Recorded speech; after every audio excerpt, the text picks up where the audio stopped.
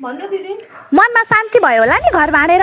मैले घर भाडे यो भन्दा त खुब हजुर एउटै थालमा भात खानुहुन्थ्यो होला हैन? मेरो देउर बाबु पहिले यस्तो हुनुहुन्थेन। हो त उहाँ त हिमालमा तपस्या गरेर बस्नुहुन्थ्यो, मैले आएर भङ्ग गरिदिएँ नि त। किन गरायो त त्यसो भए मेरो देउर बाबुको ट्रान्सफर? मेरो बाबुको कम्पनीमा जाइ खान्छ नि तपाईँको देउर, मैले ट्रान्सफर गराउनलाई। पहिले पहिले त देउर बाबु मैले भनेको सबै कुरा मान्नुहुन्थ्यो। फ्रीको नोकर, बडीगार्ड, ड्राइभर भेट्नु भएको थियो नि त तपाईँले। अब त मैले पाएँ। हेर्दै जाऊ न, मेरो हातको खाना सम्झेर देउर बाबु 2 दिनमा फर्केर आउनुहुन्छ।